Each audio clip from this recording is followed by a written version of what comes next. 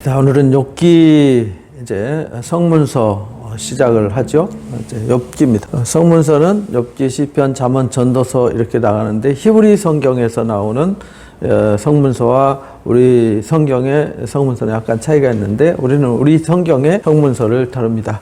욥기인데 제일 먼저 앞에 욥기, 시편, 잠언, 전도서 이렇게 순서로 나가는데 욥기는 욥이 주인공입니다. 욥이라는 사람이 주인공이죠. 욥이라는 사람이 주인공인데 이 사람의 이름을 따라서 욥기라고 이제 제목을 정했어요. 이 욥이라는 말은 고통당하는 자, 고통당하고 그가 회개하고 돌아온 자, 뭐 이런 의미로 이렇게 쓰여졌어요. 근데 욥기가 언제 쓰여졌느냐 아직 뭐 정확한 답은 없죠. 그런데 우리가 추론은 해볼 수 있어요. 출애굽 당시일 거다. 아니다. 창세기 때일 거다. 아니다. 솔로몬 때일 거다. 아니다. 바빌론 포로로 잡혀갔다가 돌아온 후에 그들이 고통을 기억하면서 왜 우리에게 고난이 있었나를 생각하면서 쓴 거다 등등 뭐 여러 가지 견해가 있는데 성경 스토리를 보면은 우리가 이제 대충 아마 이때쯤이 아닐까라는 추론을 할 수 있어요. 왜냐하면 욥이 레위 지파가 아니거든요. 어느 지파라고 누구라고 쓰여지도 않아요. 그런데 욥이 무슨 일을 하냐면 제사장 역할을 해요. 자식들을 위해서 제사를 하죠. 창세기를 보면은 아브라함이 제사를 지내요. 야곱도 돌베개 놓고 제사를 지내죠. 족장 시대 때는 집안의 족장이 또는 가장이 제사를 할 수 있었어요. 그래서 출애굽기 이후에는 제사 제도가 생긴 이후에는 제사장 외에는 제사를 하면은 안 돼요. 그 불법이죠. 그래서 이거 하나만 봐도 출애굽기 이전인 것 같다. 그리고 또 하나는 이게 첫 번째고요. 두 번째는 여호와 하나님이라는 단어가 안 나와요. 출애굽기 이후에 여호와라는 이름이 등장하는데 여기에는 여호와 하나님이라는 이름은 안 나오고 엘이라는 하나님이 등장합니다. 엘 샤다이 또 엘샤다크, 엘로힘 이런 엘이 등장해요. 전능하신 하나님으로 등장해요. 그 다음에 이제 세 번째는 그러니까 이제 출애굽기 이후에는 여호와 하나님으로 등장하는데 안 하는 거 보니까 만약에 바빌론 포로에서 돌아온 때면 더군다나 이제 이 아도나이라고 하는 주님 또는 여호와라는 이름을 썼죠. 근데 안 썼어요. 그리고 마지막에 보면 욥이 140세까지 살았더라 이렇게 말해. 140년을 더 살았더라. 바빌론 포로에서 돌아온 이후에는 100살 이상 산 사람이 없었어요. 가장 오래 산 사람이 보통 8, 90 뭐 이 정도. 근데 140까지 산 사람은 없었어요. 다윗도 그랬고요. 솔로몬도 그랬고요. 왕들 중에 그렇게 뭐 100년 이상 산 왕이 없었어요. 그러니까 솔로몬 때도 아니에요. 출애굽 때도 이 모세가 아주 오래 산 것이 120년 110년 이랬어요. 140년까지 산다는 것은 어려웠어요. 그래서 출애굽기 바로 직전이나 아니면 창세기 때였을 것이다 하는 말이 맞을 것이다. 그래서 이런 근거를 가지고 또 그 다음에 전체 스토리를 보면은 산문과 시로 되어 있거든요. 산문. 이거는 이제 1장부터 2장, 그 다음에 마지막 이제 42장만 산문 형식으로 되어 있어요. 그러니까 서론과 결론은 산문 형식으로 되어 있는데 나머지 중간 토막은 다 시 형식으로 되어 있어요. 운문이라든지 시 형식으로 되어 있기 때문에 내용 스토리를 보면은 율법적 내용이 없어요. 죄의 근거를 제시할 때에는 출애굽기 이후에는 십계명과 모세를 통해서 준 제사 제도 또는 율법의 기능을 가지고 이게 죄다 저게 죄다라고 정죄를 하게 되는데 그런 내용이 없어요. 그래서 율법서의 내용이 등장하지 않는다. 율법에 대한 이야기가 안 나와요. 그러니까 이걸 봤을 때에 창세기 시대, 족장 시대 때에 쓰여진 것이 아닐까라고 추측할 수 있는 거죠. 그 외에 답을 줄 수 있는 건 없어요. 출애굽기 때 아니면 솔로몬 때 바벨론 포로 후에라고 답 주기에는 애매하죠. 그런데 사람들이 내용에 고난이라는 하나 가지고 이제 그때 거다 이렇게 말하는데 욥은 고난 하나만 얘기하는 것이 아니고 이런 배경을 가지고 있기 때문에 우리가 그냥 창세기 족장 시대였을 것이다 이렇게 추측을 하는 것이죠. 아무도 몰라요. 언제 쓰였는지 누군지 어느 시대 사람인지 잘 모릅니다. 왜냐하면 스스로 기록하지 않았기 때문에. 근데 이 욥의 이야기는 스토리가 뭐냐면 말 그대로 고난 얘기예요. 고난 얘기인데 욥의 주제는 고난이 또 아니에요. 고난인데 고난의 주제가 아니에요. 이 고난을 통해서 하나님께서 말하려고 하시는 것은 왜입니다. 왜라는 단어가 쓰여져요.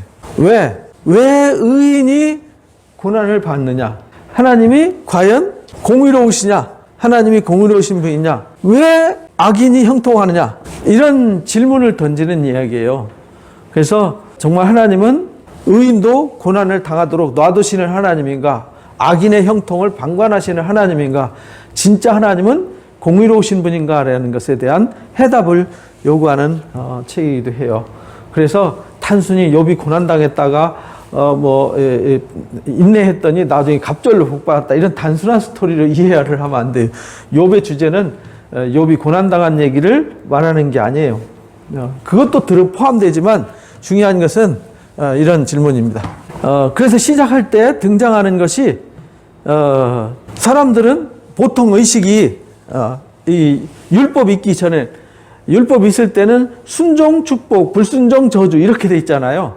그런데 욥기에서 말하는 것은 하나님은 의인은 사랑하시고 의로운 사람은 사랑하시고 불의한 사람은 악한 사람이죠. 악인은 징벌하신다.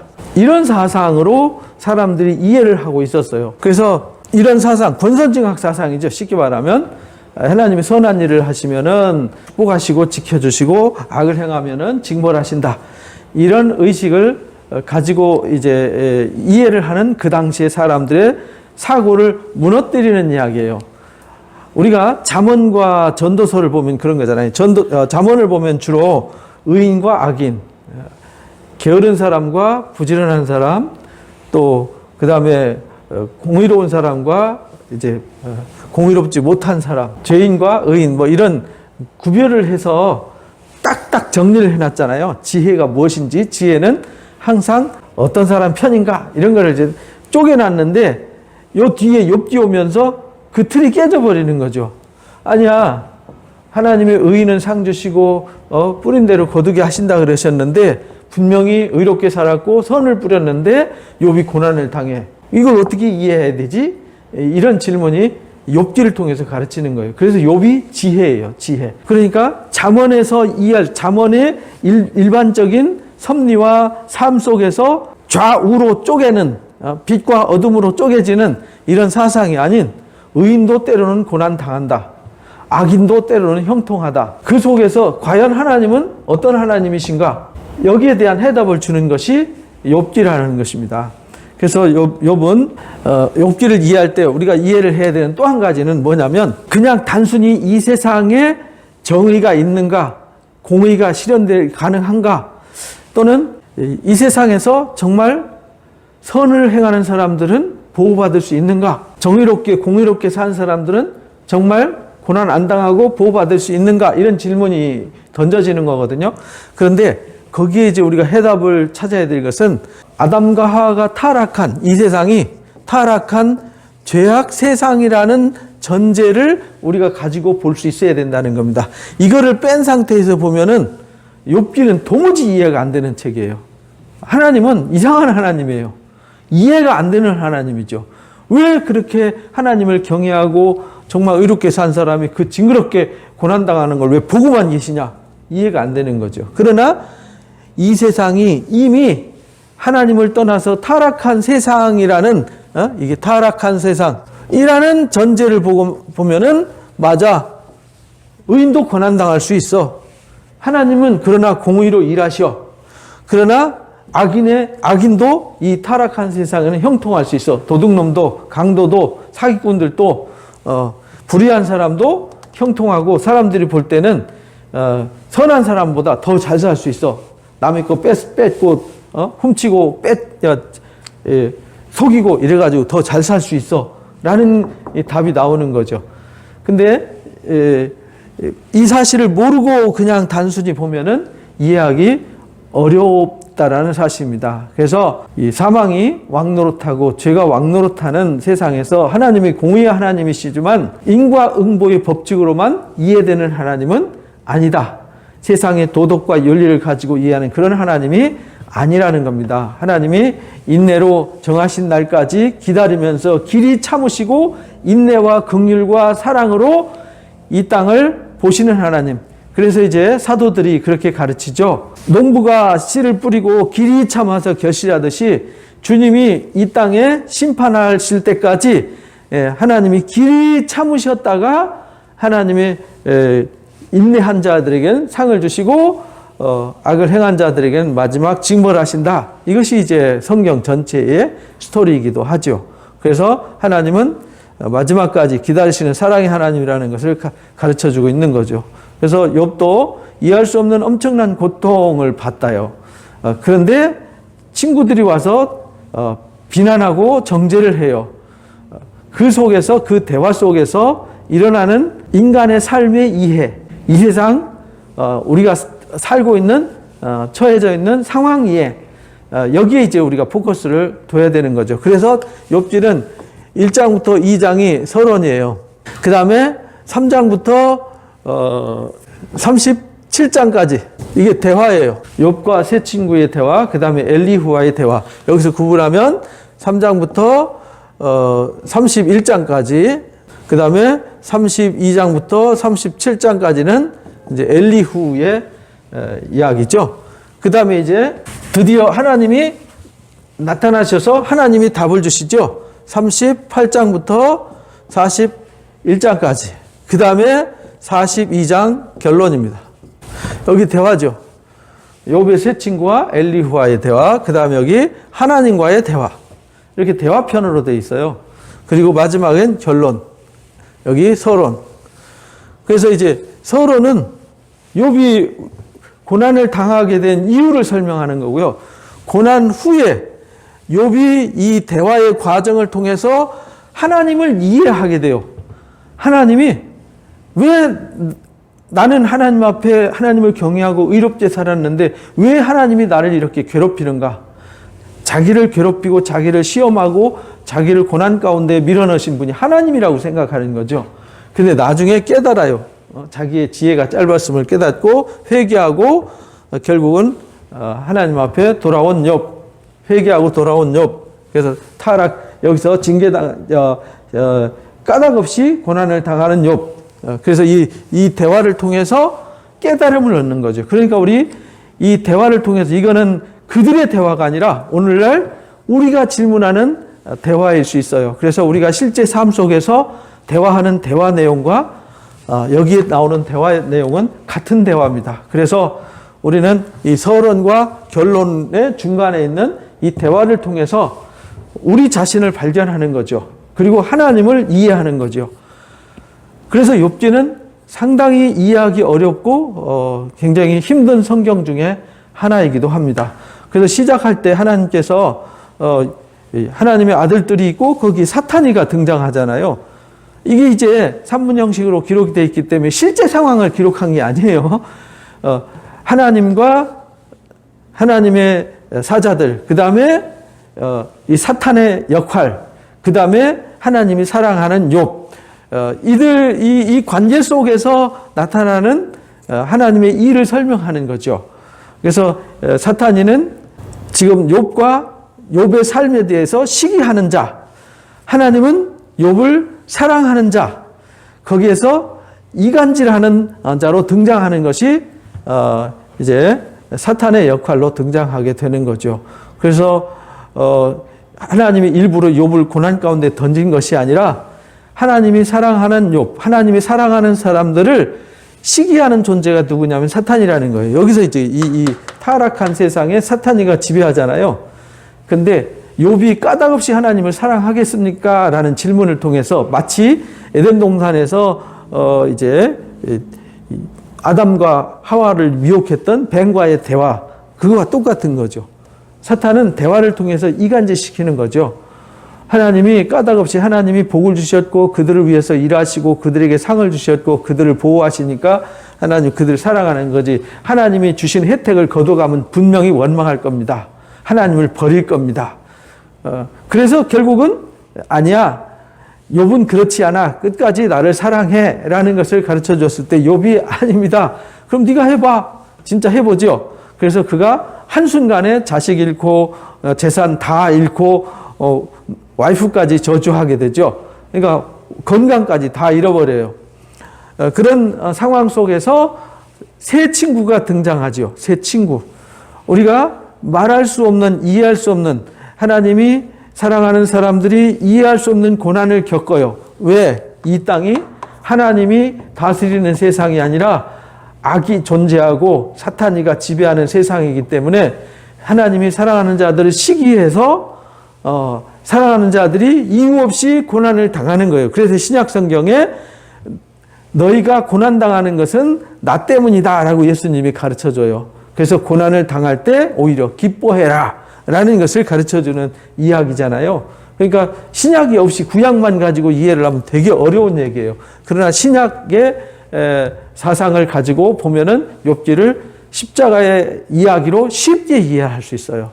예수님이 까닭없이 십자가에 못 박히잖아요. 예수님이 까닭없이 죄를 뒤집어 쓰잖아요. 예수님이 까닭없이 조롱당하고 멸시당하잖아요.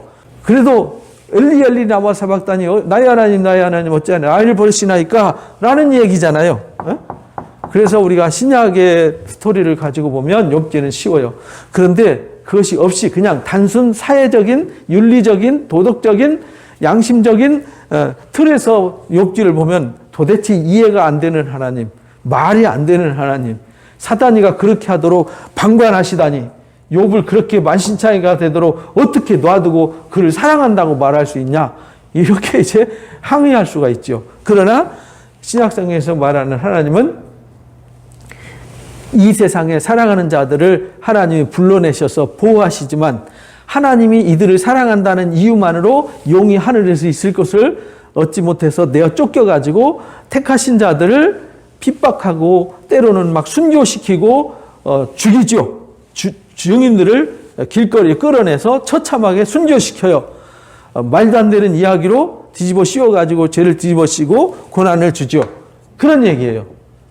그래서 아니 세례 요한이 선지자인데 왜 그 30초만에 목이 댕강 잘려야 합니까? 요시야 왕이 왜 의인인데 39살에 일찍 죽어야 합니까? 제자들이 예수님의 12제자들이 왜 젊은 나이에 다 순교를 해야 됩니까? 복음을 전하고 이 땅에 하나님의 거룩한 역사를 위해서 하나님이 일하셨으면은 하나님이 천사들을 보내가지고 핍박자들, 로마의 그 악한 자들 또는 유대인들 악한 자들을 다 심판해서 멸절시켜버리고 하나님이 일하시면 되지라고 말할 수 있는 거죠. 근데 욥기는 그런 얘기가 아니라는 겁니다. 그래서 욥을 통해서 우리가 오늘날 결국은요 성경 이야기는 예수님의 십자가의 관점에서 다시 읽어야 되는 책이에요. 단순히 십자가 빼버리고 읽으면 난해한 책이 되는 것이죠. 그래서 1장부터 이제 2장까지 욥이 시험당하는 얘기를 써놨어요. 두 번째 시험을 당해가지고 모든 걸 다 잃어버리고 그때 이제 새 친구가 등장하게 되죠. 거기서부터 대화가 시작하는 겁니다. 여긴 이유 없이 고난 당했는데 이유 없이 고난 당하는 이유를 여기서 해답을 찾으면 돼요. 다른 데서는 해답 못 찾아요. 없어요. 그래서 첫 번째 대화 얘기는 뭐냐면요. 욥이 자기 생명을 자식들 잃어버릴 때는 자식과 재산 잃어버릴 때는 주신이도 하나님이시고 거둬갈리지도 하나님이세요. 아내가 그 고난 속에서 그걸 이겨나가려고 발버둥 치는데 욥이 정말 말도 안 되는 믿음으로 하나님 앞에 서 있으니까 하나님을 원망하고 저주하고 하나님을 떠나라고 말하죠. 그때에도 욥은 신실함을 잃지 않았어요. 그래서 욥은 정말 대단한 사람이었죠. 하나님이 욥이 이 정도로 하나님을 사랑하는 사람이야 자랑했던 것이 사실이었죠.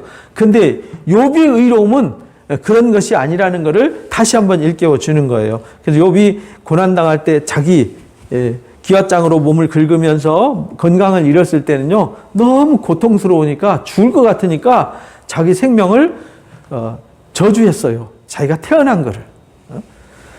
자기가 생명이 태어난 것을 차라리 안 태어났으면, 차라리 내가 잉태되지 않았더라면, 차라리 내가 이 세상 구경을 안 했더라면 하면서 막 자기 생명을 저주하는데 이 친구들이 와가지고 7일 동안 옆에서 지켜보고 욥이 고통당하는 건 다 잃어버리고 건강까지 잃어버리고 주변 사람들도 다 떠나버리고 그냥 목숨만 딸랑 붙어서 정말 처참한 광경에 할 말을 잃어버리고 일주일 동안 있었어요. 7일 동안 말도 못하고 있었다는 건요 대단한 겁니다. 우리 같으면은 병문안 가가지고 7일은 고사하고 7시간 있는 것도 힘들잖아요. 말 안 하고 여러분들 고난당하는 친구 옆에 7시간 서 있을 수 있습니까? 근데 이들은 일주일 동안요 같이 아파했어요. 근데 욥이 너무 아파가지고 막 자기를 삶을 저주하니까요 엘리바스가 막 화가 났어요. 이때부터 대화가 되는 거죠. 그래서 야, 죄 없이 망한 자가 있냐? 나 같으면 하나님께 기도하고 하나님 의탁할 거야. 왜 하나님 원망해? 이렇게 말해요. 그러니까 욥이 그렇게 말하죠. 욥이 이제 3장에 항변하니까 4장 5장에서 본인이 항변을 하는 거예요. 이제 4장에서 엘리바스가 이제 죄를 막 4장 5장에서 엘리바스가 이제 문제를 제기하니까 욥이 이제 6장 7장에서 답변을 하는 거예요. 뭐라고 답변하냐면 죄는 징벌을 받지만 자신의 고난이 죄의 결과라는 사실은 아니라는 거예요. 내가 가르쳐서 나의 허물을 깨닫게 하라. 내가 뭔 허물이 있냐? 허물이 있으면 말해봐. 이런 말이거든요. 내가 죄가 있다면 내가 잠잠할 거다. 죄가 없는데 하나님이 나를 쳤기 때문에 이렇게 된 거라는 거죠. 하나님께서 자신의 권고를 줬다는 거예요. 전능자의 화살이 내게 박혀가지고 나의 영이 내 독을 마셔서 하나님이 나를 두렵게 했다는 거예요. 나를 쳐서 이렇게 고난당하고 있는 거다.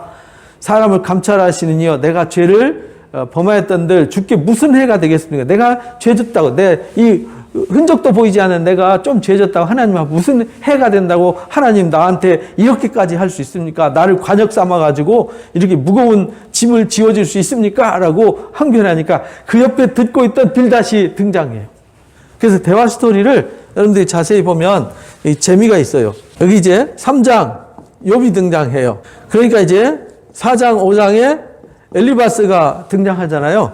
그 다음에 6장 7장에 욥이 또 이제 답변을 해요.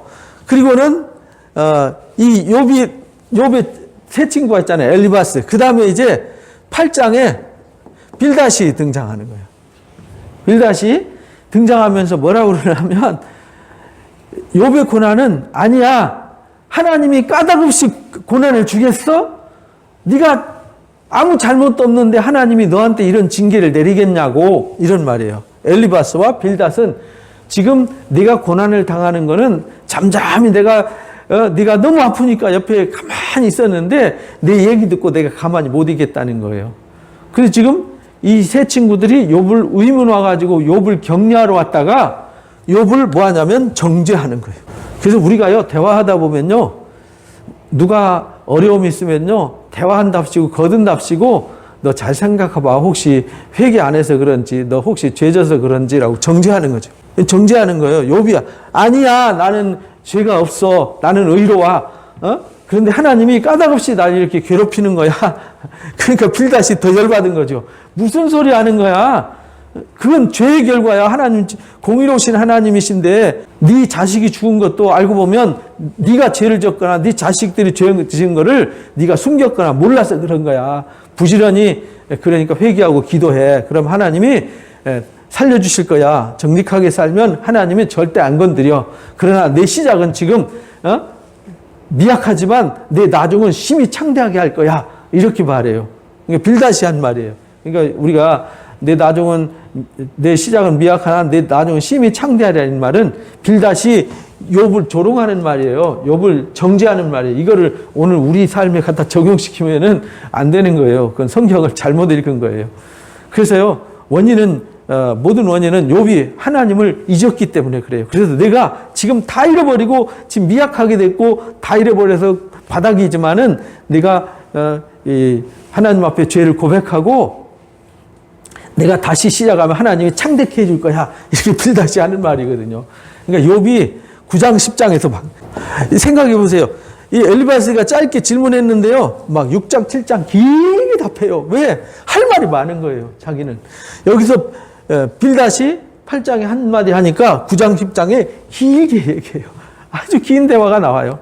그래서 욥이 진실로 내가 이 일이 이런 줄을 알거니와 인생이 어찌 하나님 앞에 의로울 수 있냐. 의로울 수는 없지.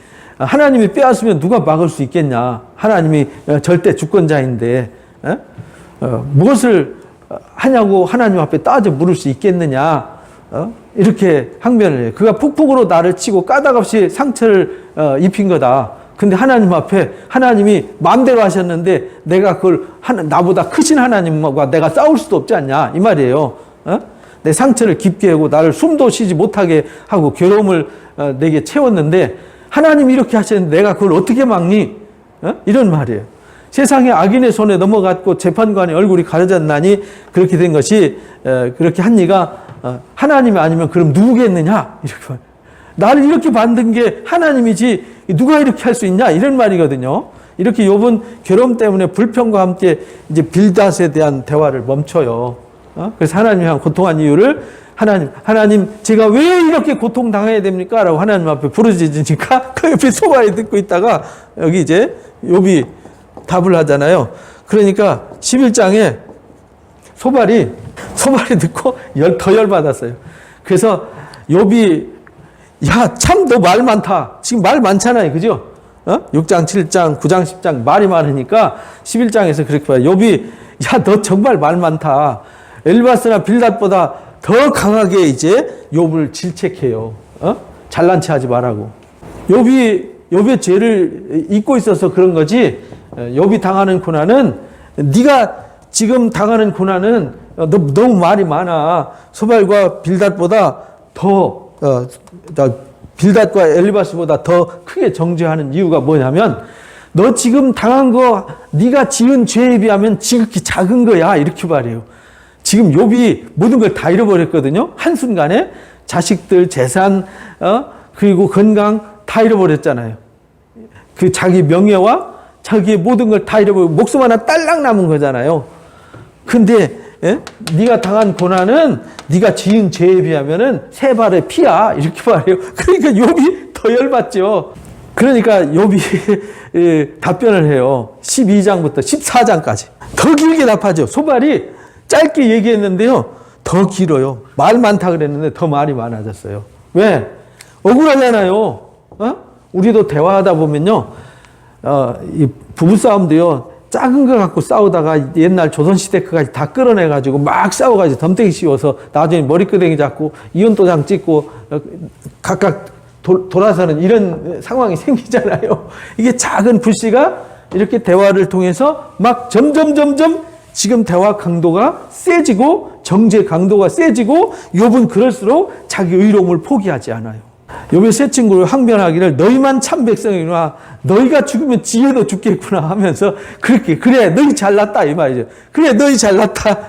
나도 너희같이 생각이 있어서 너희만 못한 줄 아냐? 나도 너희만큼 똑똑해 이 말이에요. 그리고 사실은 이 세 친구보다 욥의 삶은 월등했거든요. 욥이 비교가 안 되는 거죠. 그런데 자기보다 못한 사람이 와서 자기를 정죄하니까 욥이 더 열받은 거예요. 도덕적으로 흠이 많은 사람이, 도덕과 윤리적으로 흠이 아주 많은 사람이 그래도 나름대로 도덕적이고 윤리적인 삶을 산 사람을 정죄하면요, 무슨 소리, 야, 너희 자신을 돌아봐. 너희가 그런 말할 자격이 있어? 이렇게 말하잖아요. 지금 그 얘기예요, 욥이. 너희들 잘났다. 너희만 내가 못한 줄 아냐? 너희 아는 거 나도 다 알아. 내가 너희만 못한 줄 아니? 이렇게. 너희는 거짓말을 지어내는 거야. 다 쓸모없는 의원 같아. 이렇게 말해요. 자신이 그들보다 못하지 않음을 강조하면서 시끄러워 너희들 잠잠해. 이렇게 말해요. 면박을 줘요. 참으로 나는 전능자에게 말씀하려 하며 하나님과 변론하려 한다. 야, 너희들하고는 대화가 안 돼. 너희들이 나하고 대화할 자격 돼? 안 돼. 나는 하나님께 항변하는 거야. 뭐 조용히 해. 이런 말이거든요.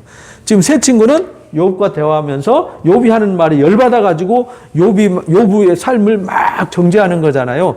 근데 욥이 어떤 삶을 살았는지 욥이 누군지에 대해서는 생각하지 않아요. 그냥 고난당한 그 하나만 가지고 정죄하는 거예요.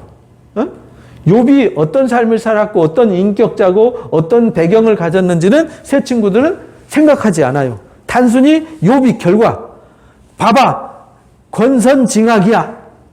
내가 죄를 졌기 때문에 고난을 당하는 거야 라는 이 사상 하나 때문에 욥이 어떤 삶을 살았는지는 싹 뭉개버리고 자기들보다 욥을 못하게 바라보는 거죠. 사실은 욥이 친구들보다 훨씬 월등한 삶을 선하고 정의롭고 의로운 삶을 살았는데 말이죠. 그래서 자신의 고난의 의미를 아무 해답도 줄 수 없는 이 친구들한테서 찾으려고 하지 않아요. 그래서 우리도 그러잖아요. 친구들하고 쓸데없는 대화하면 거기서 해답 없잖아요. 그러니까 하나님 앞에 울부짖어 기도하고 이러지 않습니까? 지금 그런 모습이에요. 고난에 대한 해답. 근데 욥이 12장부터 14장까지 그렇게 해요. 그리고는 이제 첫 번째 대화, 이게 첫 번째 대화. 이제 두 번째 대화를 하잖아요. 두 번째 대화. 이 두 번째 대화 관, 세 번째, 이제 3회에 걸친 대화의 과정을 거치거든요. 두 번째 대화는 15장. 그러니까 엘리바스가 15장에 처음보다 더 강하게, 이때 했던 얘기보다 더 강하게 얘기해요. 왜? 자기들 무시해버리고 자기가 한 말보다 자기는 더 의롭다고, 자기 지금 고난당하는데 자기 모습은 안 보고, 자기들은 지금 깨끗하고 지금 친구 위로하러 왔잖아요. 그러니까 자기들은 욥보다 더 의롭다고 하는 거예요. 그러니까 욥은 열받는 거죠. 근데 이 세 친구들은 너는 고난당하고 있고 우린 고난 안 당하고 있어. 그러니까 우리는 의인이고 너는 악이냐. 이런 사고방식이거든요. 처음보다 더 강하게 내 죄악이 내 입이 가르쳐. 내 죄악을 네 스스로 시인하는 거야. 라고 엘리바스가. 내가 간사한 자의 혀를 좋아하는구나. 정죄한 것이 내가 아니요. 내 입이다. 내가 정죄한 게 아니야. 내 입이 스스로 정죄한 거야. 이렇게 말해요. 내가 스스로 불리하게 스스로 증언하고 있는 거야. 하고 욥이 면박 주니까 욥이 세 친구보다 더 지혜롭고 의롭다는 말에 하나님의 오묘하심을 네가 들었느냐 하면서 마치 자기들이 하나님을 대단히 잘 아는 것처럼 이야기를 해요. 네가 깨달은 것은 우리가 소유하지 못한 것이 무엇이냐 하면서 반박을 해요. 그러니까 네가 아는 것, 우리가 알지 못하는 것이 무엇이냐, 네가 깨달은 것은 우리가 소유하지 않은 것이 무엇이냐 하고 이제 엘리바스가 얘기하니까 욥이 16장 17장에서 길게 또 얘기하는 거예요. 16장 두 번째 대화에서 친구들과의 불필요하고 형식적인 대화에 아주 화딱지가 났어요. 그래가지고 하나님께 그 원망을 토로하죠. 친구들이 한 소리는 별로 관심을 두지 않아요. 그리고 하나님께 원망. 내가 지금 지금 하늘에 계시고 나의 중보자가 높은 데 계시다 하면서 나의 친구는 나를 조롱하고 내 눈은 하나님을 향하여 눈물을 흘린다. 친구들은 나를 조롱하지만 난 하나님 앞에 항변하고 있습니다. 사람과 하나님 사이에, 인자와 그 이웃 사이에 중재하시기를 원한다. 하나님이 정말 나의 잘못이 있다면 하나님이 직접 얘기해 주십시오. 왜 얘기도 안 하고 말도 없이 저한테 이런 고난을 줍니까? 그런 얘기거든요. 욥이 고통 속에서 탄식하면서 의인은 하나님께서 인정하시는 것을 이제 확신해요. 의인은 그 길을 꾸준히 가고 손이 깨끗한 자는 점점 힘을 얻습니다. 라고 말하면서 이제 막 자기 항변을 해요. 이유를 말해 주십시오. 저는 절대 제 의로움을 포기하지 않습니다. 그래도 끝까지 하나님을 향해서 자기 의로움을 내가 잘못한 거 없는데 왜 날 이렇게 때립니까? 왜 나 회초리 때리고 나를 이렇게 아프게 한 이유가 있지 않습니까? 라고 이제 하나님 앞에 따지는 거예요. 그러니까 빌닷이 또 보고 18장에서 빌닷이 또 얘기해요. 계속되는 욥의 긴 답변을 듣고 너무 길게 막 떠들어대니까 욥의 긴 답변을 듣고요. 야, 언제 그 말을 그치겠냐? 잘못을 네가 깨달아야지. 아직도 지금 악인의 형벌을 네가 악하기 때문에 형벌 받는다는 거 너 알지 못하니? 하면서 계속 여기 반복해서 여기 8장에 했던 자기의 의견을 그대로 갖다가 얹혀서 더 막 비난을 하는 거죠. 그러니까 19장에서 욥이 또 답변을 해요. 너희가 내 마음을 괴롭히며 말로 나를 짓부수기를 언제까지 하겠냐? 야, 지금 안 그래도 나 아파 죽겠는데 너희들이 내 몸 아픈 것보다도 내 마음 아픈 거를 더 힘들게 한다. 너희들이 나 위로하러 온 거 맞니? 너희들 나 위로하러 왔어? 날 죽이러 왔어. 이런 말이거든요. 너희가 10번이나 나를 학대하고도 부끄러워 아니하는구나. 내가 지금 죽겠는데 너희가 위로하러 와가지고 내 염장 질르냐? 이런 말이에요. 비록 내게 허물이 있다 할지라도 허물이 내게만 있니? 너희들은 허물 없니? 그러면은 내가 악인이라서 징벌을 받았으면 너희들은 이 말이에요. 너희들은 나보다 더 악을 행했으니까 너희들은 더 심한 징벌을 받아야 되잖아. 이런 말이에요. 그래서 우리가 앞에 서론 잠깐 설명드릴 때 의인이 왜 고난받지? 이런 답변이 여기서 오는 거예요. 비록 내게 허물이 있다 할지라도 그 허물이 내게만 있니? 자신에게 고통 주는 교만한 친구들을 이렇게 책망하면서 분명히 자신은 이유 없이 고난을 당하고 사랑하는 주변 사람들이 다 떠나버렸다는 거예요. 조롱거리가 되었다는 거죠. 그래서 나의 가까운 친척, 친구들이 나를 미워해서 사랑하는 사람들이 다 나를 원수같이 여겼다는 거예요. 왜? 이전에는 혜택 주고 도와주고 섬겨줄 때는 사람들 와서 막 절하고 막 저 멀리서 보면은 고개도 못 들고 막 인사하는 이런 존경하는 사람이었는데 자기가 고난당하니까 친구들도 다 저주하고 다 떠나버렸어요.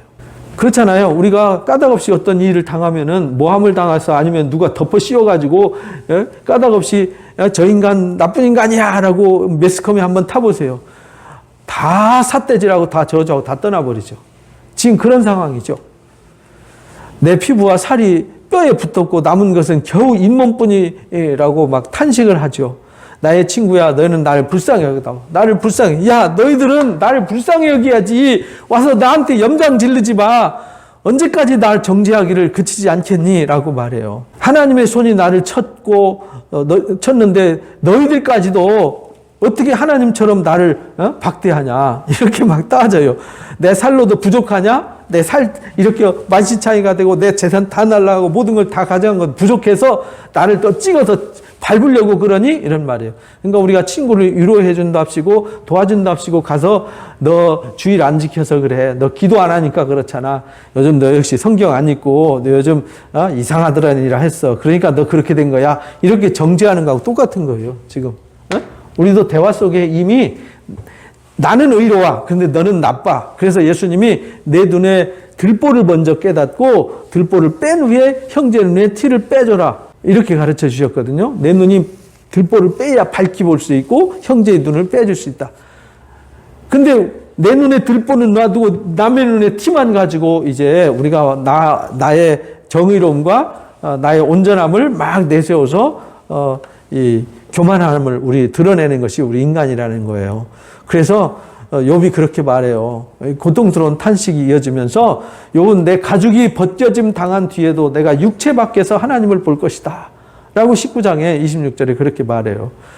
그리고 하나님을 향해서 절대 욥은 하나님 향해서 막 항변해요. 왜 저한테 이럽니까? 이럴 수 있습니까? 제가 뭘 잘못했습니까? 하나님 바지 붙잡고 막 늘어지면서 실랭이 버리지만 하나님 향해서 그래서 하나님 버리고 저는 세상으로 가겠습니다. 이렇게는 안 한다는 거예요. 그래서 희망은 버리지 않는 거죠. 욥에게 의인은 이런 장점이 있는 거죠. 그러니까 20장에서 소발이 여기 엘리바스 빌다 소발이 또 등장해요. 가지고 악인은 아무리 속여도 반드시 형벌을 받게 되는 거야. 네가 남들 볼 때는 의롭게 보였고 잘나 보였고 화려하게 보였지만 실제는 네가 감춰진 죄가 있었던 거야. 그래서 너 지금 벌 받고 있는 거야. 이는 악인이 하나님께 받는 분깃이야. 네가 그래서 하나님 분깃으로 악인이기 때문에 이런 고난으로 지금 징벌을 받고 있는 거야. 하나님이 그의 정하신 기업이 이 고난이야. 너는 내가 몰래 감춰준 죄 때문에 이 고난을 당하는 거야. 이렇게 말하는 거죠. 그래서 우리가 대화할 때요, 사람들이 염장 지르고 상대방을 정죄하는 대화는요, 이거는 바른 대화가 아니에요. 여기서 욥기에서 발견할 수 있는 거예요. 우리가 일상 삶 속에서 우리는 정죄의 권한이 없어요. 그냥 함께 아파해주고 함께 격려해주고 위로해주는 사람이 되어야 되죠. 그러니까 21장에서 욥이 다시 항변을 해요. 뭐라고 항변하냐면 그들의 정죄에 악인도 형통하고 번영할 수 있다는 것을 강조해요. 그래서 어찌 악인이 형통할 수 있습니까? 라고 서두에 질문한다 그랬잖아요. 여기서 야, 악인도 형통하잖아. 봐봐. 나는 이렇게 의인인데 이렇게 고난당하고 너희는 악인인데 너 주변 봐봐. 도둑놈들도 잘 먹고 잘 살잖아. 이 말이에요. 번영이나 형통을 가지고 그 사람을 선악간을 불변할 수 없다는 거죠. 그러니까 세상에서 잘 나간다고 그래 그 사람 의로우냐? 아니라는 거죠. 남의 거 빼들고 도둑질한 사람도 더 잘 살고 떵떵거리고 고급차 타고 비싼 집에서 고급 음식 먹으면서 화려한 옷 입고 산다라는 거죠. 그것은 거짓말이라는 거죠. 그리고 이제 세 번째 대화로 넘어가는 거예요. 세 번째 대화로. 그러니까 엘리바스가 가만히 보니까 여기 엘리바스, 여기 이제 엘리바스, 여기 22장에서 엘리바스가 얘기해요. 이제 그만하고 제 고백해. 자꾸 너 의롭다고 떠들지 말고, 이제 한 단계 넘어가지고 상관없는, 욥과 상관없는 말을 해요. 욥과 상관없는 죄목을, 욥의 삶이 어떤 삶을 살았는지 몰라요. 여기서 얘기한 것보다 더 강하게 없는 죄를 막 제목을 갖다 붙여요. 우리가 얘기하다 보면요, 막 없는 말까지 붙여서 상대방을 공격하고 인신공격하고 추측해서 공격하고 이러잖아요. 그러니까요, 이게 변론, 어리석은 변론은요, 죄를 그래야 나중에는요, 살인까지 나오는 거예요. 무서운 겁니다. 그게 전쟁까지 나오는 것이죠. 너무 깊은 논쟁은 보탬이 되지 않습니다. 그래서 우리에게 지혜가 뭐냐면 경청이에요. 먼저 들어주는 거죠. 들어주고 공감하는 데서부터 일이 풀리는 건데, 이거는 서로 평행선을 긋는 거죠. 욥은 계속 의롭다고 아니야, 너는 나쁘다 그러고 너는 죄 때문에 그런 거야. 그래서 욥의 하지도 않은 일을 제목을 막 들어서 공격해요. 내 악이 크지 아니하냐, 내 죄악이 끝이 없다, 까닭없이 형제를 볼모로 잡았고 헐벗은 자의 의복을 벗겼고 목마른 자에게 물을 마시게 안 했고 주인 자에게 음식도 안 줬고 권세 있는 자의 토지를 뺏었고 그 다음에 과부를 빈손으로 돌려보냈고 고아의 팔을 꺾었어. 너는 나빴어. 이렇게 말해요. 근데 욥이 이런 일 한 번도 한 적 없거든요. 반대로 했지. 그래서 두려움과 어둠이 엄습했고 하나님께서 너를 이렇게 만든 거야. 이렇게 말해요. 그러니까 너는 이제 하나님과 화목하고 너를 낮춰야 돼. 내가 너무 교만했어. 내 교만을 하나님 앞에 회개해야 돼. 그럼 하나님이 너 구원해 주시고 그 고통에서 건져 주실 거야. 이렇게 아주 엘리바스가 아주 극단적인 말로 끌고 가요. 세 번째 대화에서. 이 대화가요, 길게 나가면 극단으로 가는 거예요. 그러니까 23장, 24장에서 욥이 길게 답변을 해요. 친구들과 대화에 지쳐버렸어요. 더 이상 친구들의 답변에 더 이상 답변할 가치를 느끼지 못했어요. 그래서 내가 앞으로 가도 그가 계시지 않고 뒤로 가도 보이지 않고 그가 왼쪽에도 안 계시고 오른쪽에도 계시지 않아요. 그래서 하나님을 만날 수 없어서 지금 하나님 앞에 계속 항변하는데 하나님 아무 말씀 안 하시잖아요. 이렇게 가도 저렇게 가도 앞으로 가도 뒤로 가도 위로 가도 하나님은 보이지 않아요. 만져지지 않아요. 그러나 내가 가는 길을 주님은 아신다. 하나님은 아신다. 그가 나를 단련하신 후에 정금보다 더 나아지게 할 거야. 이렇게 말해요. 회복의 희망을 가지고 하나님을 찾죠. 안타까운 마음으로 하나님 앞에 계속 호소를 해요. 그러니까 친구들의 말을 이제 무시해버리는 거죠. 무시해버리고, 하나님은 어디 계십니까? 이쪽으로 가도 안 계시고, 저쪽으로 안 계시고, 이 친구들은 자꾸 나를 정죄하는데 신경 안 씁니다. 하나님, 도대체 어디 계십니까? 라고 이제 찾으면서 안타까운 마음으로 호소를 하니까 이 말을 빌다시 듣고, 25장에 빌다시 또 이제, 따집니다.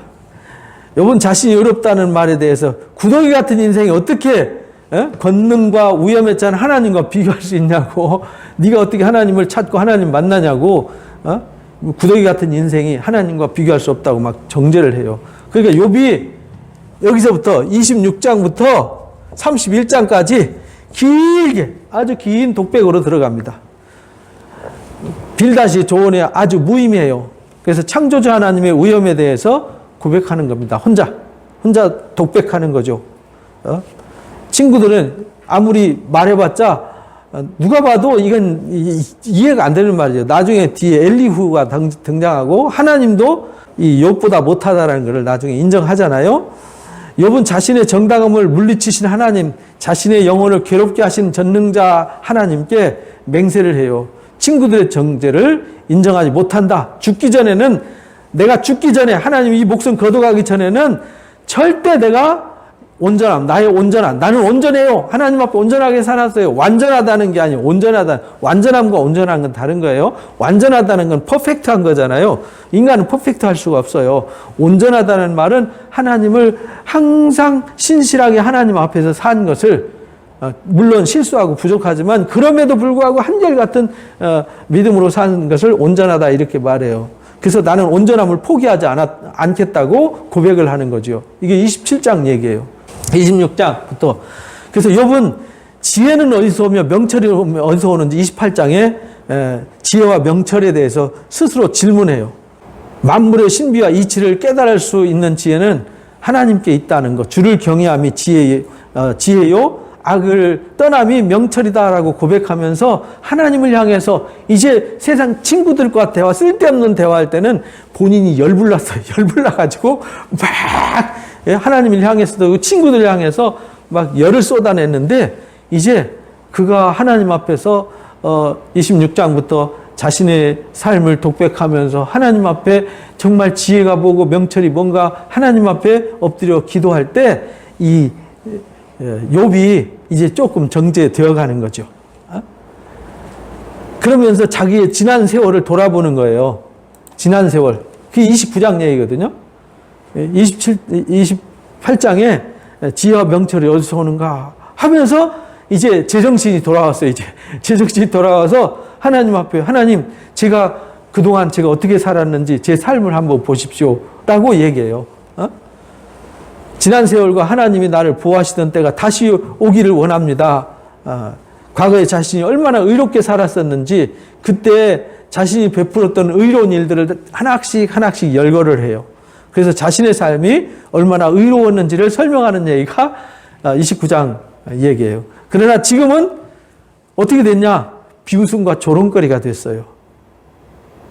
예전에는 하나님 당신이 이렇게 복을 주시고 내가 의롭게 삶으로 은혜를 베푸셔서 제가 이렇게 고아들, 과부들, 거린들 또는 고통당하는 이들, 노인들 할 것 없이 정말 내가 모든 것을 희생해서 그들을 낮은 자세로 섬겼습니다. 라는 것을 열거를 하고 하나님 앞에 그렇게 했는데 왜 내가 이렇게 조롱거리가 됐습니다 하면서 하나님 앞에 울부짖으면서 기도해요. 그래도 응답이 없어요.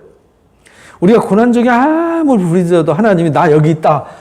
이놈 걱정하지 마. 이렇게 대답 안 하시잖아요. 우리도 고난 겪으면서 그러잖아요. 근데 응답이 없어요. 처참한 고통뿐임을 고백하면서 이제 욥이 자신의 결백을 주장하는 거죠. 만일 내가 허위와 함께 동행하고 내 발이 속임이 빨랐다면 하면서 31장에 만일에라는 이야기를 해서 하나님 제가 옛날에 29장에 이렇게 의롭게 살았습니다. 그래서 30장에 제가 뭐 잘못해서 사람들이 나를 이렇게 버리고 나를 정말 꺼리는 사람이 되게 만들었습니까? 사람들이 다 저주하고 나 떠나버렸습니다. 이렇게 애통하는 거죠. 비웃음과 조롱거리가 됐습니다. 만일 제가 허위와 동행했다든지 남을 속였다든지 공정한 저울을 달아보고 나의 온전함을 한번 살펴봐 주십시오. 자신의 순결을 이제 강조하면서요.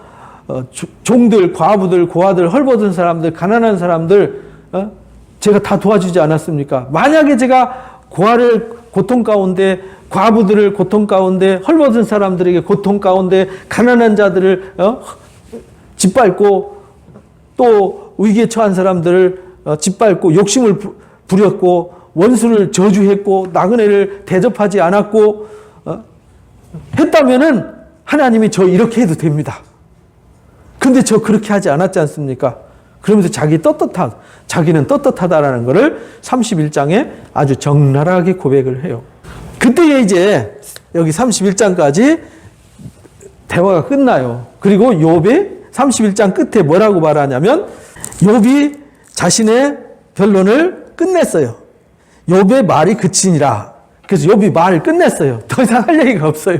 하나님 앞에 그 대화하면서 친구들한테 위로받는다고 위로해준다고 와서 염장만 질러가지고요. 욥이 막 더 열불 터지게 만들었고 하나님을 향해서 막 항변하고 따지고 그러면서 지혜와 총명을 다시 회복하고요. 하나님 제가 이렇게 살았어요.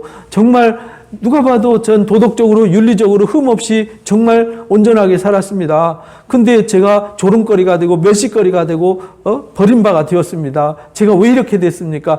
제가 이렇게 나쁜 짓을 해서 이런 일을 겪는다면 저는 할 말 없습니다. 저는 만일 하면서 그런 악은 하나도 행하지 않았습니다. 하나님 아시지 않습니까? 라고 대화가 끊쳐요.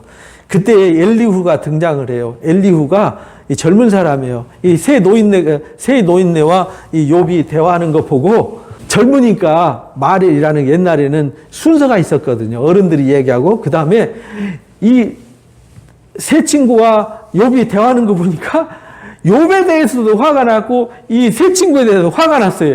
엘리후가 제3자잖아요. 3자가 뭔 이 엘리후 얘기. 그렇다고 엘리후가 의롭냐? 그것도 아니에요.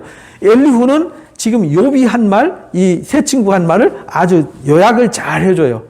쩍쩍쩍쩍 무슨 얘기했는지를 다 요약해주고 자기 의견을 얘기해요. 근데 욥이 여기에 대해서 항변을 하지 않아요. 엘리후는 자신이 하나님보다 의롭다는 욥의 질문에 대해서 답변도 못하면서 막연하게 정죄만 하는 세 친구들을 향해서 야, 너는 욥보다 못하잖아. 그래서 나이가 많다고 지혜가 있는 것이 아니라고 하면서 이제 항변을 하는 거죠. 참다 해서 막 열불나가지고 답답해서 견딜 수가 없다면서 말합니다. 하나님께서 영혼을 구더기에서 이끌어 생명의 빛을 그들에게 비추려 하심이다 라고 말하면서 고난당하는 욥에게 잠잠히 들으라. 지혜 있는 자들아 내 말 좀 들으라. 지식 있는 자들아 내 말에 귀를 좀 기울여라. 하나님은 공의 하나님이시기 때문에 단정코 악을 행하시지 않는다. 욥은 하나님이 악을 행한다라고 말하는 거거든요. 쉽게 말하면 나는 잘못 없는데 하나님이 나한테 이렇게 하니까 하나님 문제 있습니다. 이런 거잖아요. 그러니까 엘리후가 열받은 거예요. 서로 잘났다고 하는 그들 향해서 그대들이 범죄한들 하나님 앞에 무슨 영향이 있고 그들이 악행을 가득한들 하나님께 무슨 상관이 있겠냐. 하나님 앞에 먼지 하나에 불과한데 먼지가 휘하고 돌아다니면서 뭐 사고 친다고 해서 하나님 앞에 무슨 혜택이나 영향력이 있겠냐 이 말이에요. 그렇잖아요. 우리가 공로를 쌓아서 대단한 무슨 업적을 쌓았다 해서 하나님 앞에는 아무것도 아니거든요. 우리가 엄청난 악을 행했다고 해도 하나님 앞에는 사실은 아무것도 아니에요. 그냥 우리 스스로 악을 행하고 우리 스스로 저주스러울 뿐이죠. 하나님께는 아무 영향력이 없어요. 지금 엘리후가 그 얘기하는 거예요. 그래서 누구에게나 죄와 의가 함께 있고 하나님의 생각과 인간의 생각은 다르다고 하면서 엘리후가 자기는 공의롭고 정의롭다고 하는 욥의 이야기를 쭉 정리를 하면서 욥 네가 이렇게 말했잖아. 그러니까 욥이 막 자기 감정에 취해서 막 말할 때는 몰랐어요. 근데 엘리후가 자기가 말한 얘기를 욥 당신 말이야. 당신 이렇게 얘기했잖아. 그리고 이렇게 얘기했지. 그리고 너 이렇게 어렵다 그랬잖아. 너 지금 정신 나간 소리 하는 거야. 라고 욥이 한 말을 요약 정리해서 말하는 거예요. 그 욥이 할 말이 없는 거죠. 하나님은 그 권능으로 높이 계시기 때문에 누가 하나님께 교훈하고 누가 그를 위해서 길을 정하고 누가 말하기를 주께서 불의를 행하셨다라고 말할 수 있냐. 말도 안 된다. 라고 36장에 말해요. 크고 위대하신 하나님은 헤아릴 수 없는 분이다. 만물 주관하시는 하나님의 놀라운 섭리는 인간의 지혜로는 다 깨달을 수 없는 거야. 라고 이제 욥이 이것을 듣고 가만히 있어서 하나님의 오묘한 일을 깨달으라 라고 37장에 벌써 32장부터 37장까지 갔어요. 여기 이제 엘리후 32장부터 37장까지. 그래서 사람들은 그를 경외하고 하나님은 스스로 지혜롭다 하는 모든 자들을 무시한다라고 일깨워줬어요. 그러면서 여전히 인과응보의 법칙을 얘기해요. 그러니까 사실은 엘리후도 하나님은 이런 하나님이야 라고 욥의 이야기를 들어서 욥이 잘못된 거야. 너 잘못된. 왜냐하면 제3자가 한 말을 훈수 들 수는 있잖아요. 훈수 드는 거는 쉬워요. 훈수 두어서 말할 수 있지만 하나님은 누구야 라고 엘리후는 말하지만 사실은 하나님은 엘리후가 말하는 그런 하나님이 아니에요. 그러니까 우리가 하나님에 대해서 아는 척해도 사실은 우리가 아는 하나님이 진짜 하나님은 아니에요. 우리가 아는 수준의 하나님은 내 수준에서 내가 이해하는 하나님이지 진짜 하나님은 아니라는 거예요. 그러니까 나만 의롭고 너는 잘못됐어 라는 이런 의식을 가진 사람들은 하나님 앞에 불의한 사람이 되는 겁니다. 그러니까 우리는 함부로 나만 선하다고 교만하고 오만하면 안 된다라는 겁니다.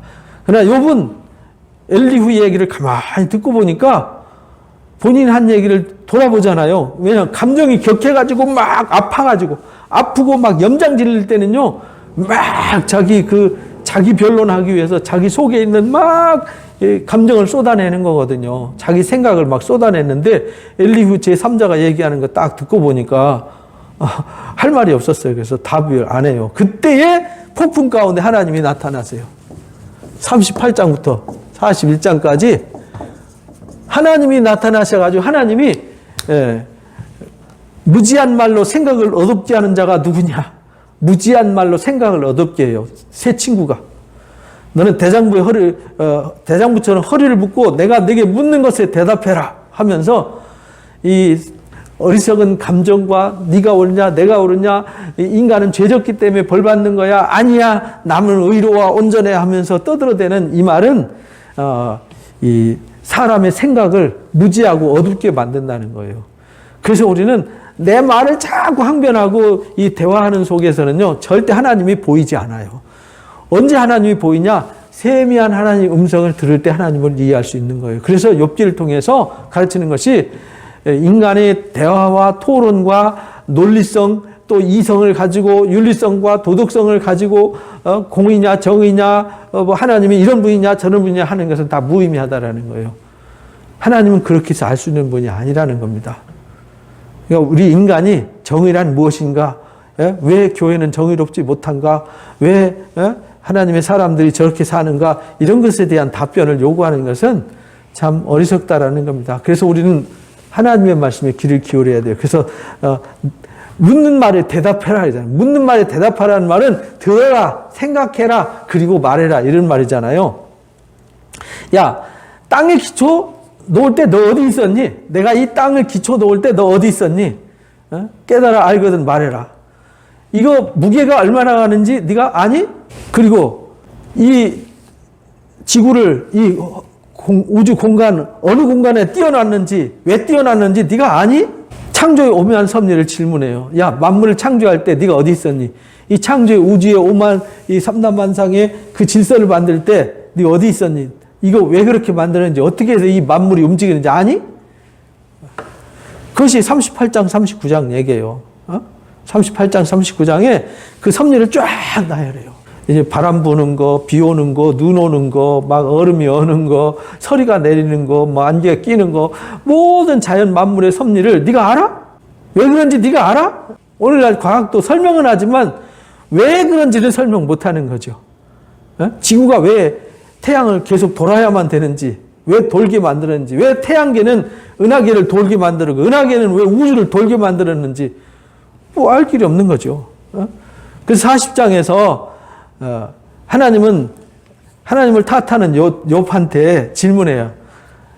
그러니까 욥은 38장 39장에 이미 야, 내 얘기 들어봐 그리고 답변해봐 라고 말할 때 할 말이 없었어요. 그래서 벗어서 나는 비쳐나오니 주께 뭐라고 대답하겠습니까?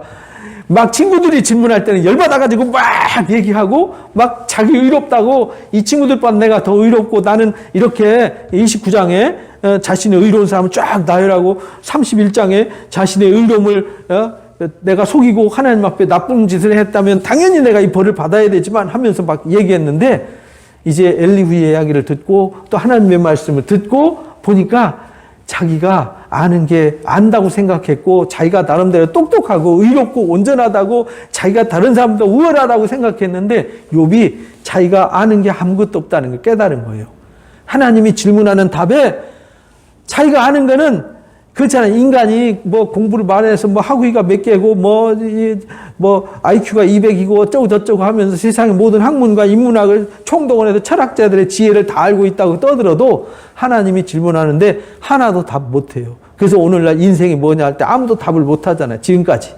그러니까요. 욥이 부끄러웠어요.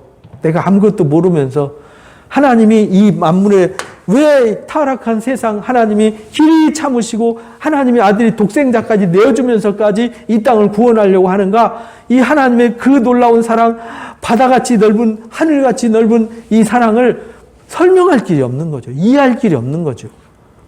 그래서 내가 한 번 말하에 싸운 적 지금까지 제가 말하고 떠들었으니까 더 이상 대답하지 않겠습니다. 부끄러워서 말 못하겠습니다 하고 고개 숙이고 무릎 꿇었어요. 그러니까 하나님 두 번째 나타나셔서 욥의 교만을 책망하시면서요.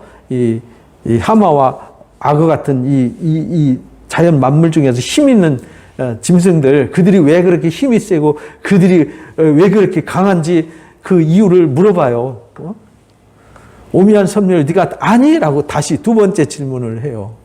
결국은 욥이 하나님의 말씀 앞에 굴복해요. 더 이상 할 말이 없거든요. 그래서 그가 회개를 해요. 회개를 할 때 하나님이 엘리바스와 빌닷과 소바를 불러요. 야, 너희가 나를 가리켜 말한 것이 내 종 욥의 말같이 옳지 못해. 이렇게 말해요. 너희가 나에 대해서 말한 거, 너희가 말하는 하나님은 내가 아니야. 이렇게 말해요. 너희들이 나에 대해서 안다고 말했지. 내가 이런 하나님이라고 말했잖아. 난 그런 하나님 아니야. 이렇게 말하고, 너희들은 욥보다 못해. 욥보다 못하면서 어떻게 너희가 욥을 정죄할 수 있어? 이렇게 이제 야단을 쳐요. 그리고는 욥에게 가서 용서를 구해. 그래서 예수님이 그러잖아요. 너희가 다투었으면은 화해하고 와서 예배해야 돼. 이렇게 가르쳐 주셨잖아요. 화평함과 거룩함을 쫓지 않으면 아무도 주를 못 봐. 로마서 14장에 그렇게 가르쳐 주셨잖아요. 그래서 번제 드리라 해가지고 욥이 친구들이 욥에게 가가지고 번제를 드려요. 그리고 욥이 세 친구들에게 기도해 줄 때 하나님이 그들을 용서해 주셨고, 하나님은 욥을 회개하고 하나님의 뜻에 순응할 때 회복시켜 주셨어요. 그래서 처음보다 2배나 복을 주셨다. 그런데 우리는 2배나 복을 주셨대. 꼭 여기 포커스가 맞춰지죠. 중요한 건요, 하나님이 어떤 하나님이냐가 중요한 거지, 2배를 복 줬냐 3배를 복 줬냐 그게 포커스 맞추면 안 돼요. 그건 내 욕심을 이루려고 하는 거죠. 그래서 인간이 고난당하는 이유는요, 또 의인이 고난당하는 이유, 정의가 무엇인지 공의가 무엇인지, 왜 악인이 형통한지 사람의 지혜로 변론하는 것은요, 어리석고 우매한 일이에요. 왜냐하면 이 세상 모든 일, 타락한 세상에 하나님이 경영하는 일, 왜 2차 세계대전, 1차 세계대전이 펼쳐져야 되고, 왜 코로나가 이렇게 와서 막 우리 괴롭히고, 왜 강도들, 도둑놈들이 매일 설치는데 하나님이 잠잠히 보고만 계실까? 이런 것에 질문할 때 우리는요, 그 오묘한 섭리를 다 이해할 수 없어요. 잠잠히 우리는 하나님의 음성에 귀를 기울이는 자가 되어야 합니다. 그래서 그것이 말씀을 겸손하게 듣는 것이 인간의 본분임을 욥기를 통해서 가르쳐 주신 거예요. 타락한 이 세상에 사는 동안에 의인이든지 악인이든지요, 고난은 늘 있는 일이에요. 그러니까 고난 가지고 고난이 있다고 해서 하나님이 없는 것도 아니고요. 그럼 예수님이 고난 당하셨으면 하나님 버렸나요? 사도들이 고난당하고 십자가에 막 처형당하고 목이 잘려서 순교당하면 그들은 하나님 버렸나요? 그렇게 계산하면 안 된다라는 거예요. 하나님의 오묘한 섭리, 그 영적인 섭리를 우리가 깨닫고, 예수님이 이 땅에서 십자가 구속의 역사가 왜 필요한지, 그것이 왜 하나님의 지혜인지 이걸 우리가 깨달아야 되는 것이죠. 그래서 모든 고난과 불행은 결국은 사탄이가 심판받고요, 하나님 나라가 올 때 비로소 끝나는 것이지, 하나님 나라가 오지 않았을 때는 왜 고난이 오는가? 고난의 이유가 뭘까? 그건 사탄이 있기 때문에 그런 거예요. 사탄이 지배하고 하나님도 그 가운데서 우리 가운데 역사하시고 계시기 때문에, 그래서 지금도 보이지 않는 영적 전쟁이 있는 것이죠. 그래서 욥기는요, 정말 거창한 하나의 대하 드라마이면서도요, 이 원인과 과정과 결과를 통해서 하나님이 누군지를 알게 하는 오묘한 하나님의 지혜, 그래서 지혜가 담겨진 성문서인 것이에요. 그래서 욥기를 통해서 하나님의 지혜를 잘 배워가시기를 주님의 이름으로 축복합니다.